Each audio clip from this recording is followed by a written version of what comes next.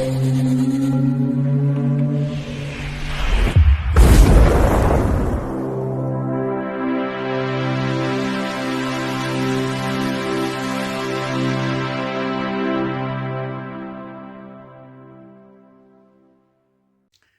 Bayek, it's me, Ian. And in today's video, well, I'm continuing my look at the X-Files. And this is Musings of a Cigarette Smoking Man from 1996. Previously, we'd had Sanguinicia. I think that's how you play it. It's something like that. I'm never good at pronouncing these. And then the next one will be Tunguska. Another easy sounding name, of course. Now, this is season 4, and this is episode 7. And it's considered a standalone, but I don't think it is. I think that's what it says the thing, but I put it in with the mythology, definitely. That's the great thing about this episode. It leaves a lot of questions, and that's what I kind of like. It was transmitted on the 17th of November 1996 on Fox, on the 9th of March 1997 on Sky, and on the 22nd of October 1997 on BBC One. Now, it's written by Glenn Morgan, brilliant writer, absolutely. And of course, it's directed by James Wan. Great partnership, those two. Absolutely brilliant. So, the cast this week is interesting because Mulder and Scully are not really in it. There is a clip of Scully, and we do hear the voice of Mulder, but they were given 10 days off. A 10-day treat. Yes, a 10-day treat. And I'm sure they really enjoyed having that time off. So we have got William B. Davis as the cigarette smoking man. And then we have got Chris Owens, who plays the young cigarette smoking man. And he was also, he's going to be in the 4th season episode, number 23, Demons, which is coming up in this season as well. Now, as an actor, Chris Owens was involved in Cocktail, 1988. He was in The Big Town, 1987. He was in Disturbing Behaviour, 1998. The Uncles, 2000. The Incredible Hulk. Oh, yes, a Marvel film, 2008. He was in Saw 6. Oh, I love the Saw series, 2009. He was in Molly's Game, 2017. And he was in, more recently, The Apprentice in 2024, which is about Donald Trump. Yes. And then you look, and it's lots of TV shows and TV series. And then we've got part of the Lone Gunman. We've got Tom Braidwood, who plays Frohike, and Bruce Harwood as Byers. Then we've got another face from the past. Jerry Hardin reprises the role of Deep Throat. Then we've got Morgan Weiser, who plays Lee Harvey Oswald. Now, he was in Space Above and Beyond, where he played Nathan West for 23 episodes. You can see the link with the writers again, Morgan and Wong, their series Space Above and Beyond. Then we've got Donnelly Rhodes, who plays General Francis. He was in Butch Cassidy and the Sundance Kid, 1969. He was in Goldenrod, 1976. He was in Snow Dogs, 2002. Tron Legacy, 2010. And Barricade, 2012. And then, like so many of these actors, a lot of TV series and TV films.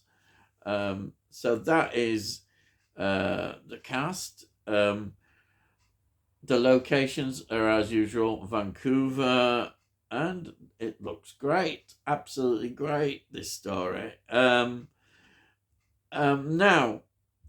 what we get in this episode, we've got Frohike, who's the lone gunman, and he finds this telltale magazine story revealing the history of the smoking man. And of course, we see a young cigarette smoking man at various historical events, like the assassinations of JFK and Martin Luther King. You see all this of the younger version. And we even see him in a flashback with Deep Throat, in which they're discussing an alien, and they toss a coin who's to kill the alien, and Deep Throat is the one that kills it. Brilliant flashback. We also see Scully's assigned, when she's assigned to the X-Files, we see him there. And we discover, of course, that he's got this interest in writing books, and he does his manuscripts, types them out, sends them off, and generally gets rejected. But he does get something accepted as well, which is a nice touch. But it's in a form that he's not very pleased with. It goes into a magazine, and he's not, I don't think, very pleased with that. But that's just another bit. But what I like about this story is it's one of those which I think has been deliberately done. Is it true or isn't it? Is this just a version of the truth about the cigarette smoking man? Or is it just pure fiction, like him doing his fiction? I love the way they've done that, because you could actually believe that it is real, but then you can think, well, maybe it's not real. And that's the wonderful thing about this story. The writers have been so creative to concentrate a story on the smoking man, and William B. Davis must have loved it, getting his own story, and allowing them to give Gillian Anderson and David Duchovny a nice break for 10 days. So it's all good, isn't it? And we, as people who enjoy the X-Files, love this kind of story, because it's a change from what we get, but it's quality. We know it's quality, and it leaves that brilliant question mark about it. And that is always good. That's what the X-Files is often there, the question mark. And I really like that. And this is a series that is so confident now that it can do an episode like this. Be creative. And it is being very creative. And I like that a lot. A series that is this confident that it can produce a storyline without its two lead characters is absolutely brilliant. And what more can I say? Because I loved it. I think it's good to have stories like this in the X-Files. Um, as I say, it shows you that the writers are not afraid at all to do stories like this, and it's all good. It's all good. It is, and I say they're leaving the question right open. So this story is highly recommended, and I can see why it was favourably looked upon by a lot of people. It's a fresh approach story, and we've still got that question mark. So you can't really argue with this at all. It's really entertaining, and seeing William B. Davis um, as the smoking man is absolutely fantastic. Absolutely love seeing him like this, and also seeing the younger version of himself. It just puts you right into the story, and yet leaving you the question mark of what have you watched? Is it real? Does it matter? Yes, that's it. No, it's a great story. Highly recommended. And that's it. So if you're new to the channel, please subscribe. And then you can see all the previous reviews. Just look in the playlists and you'll see them all there.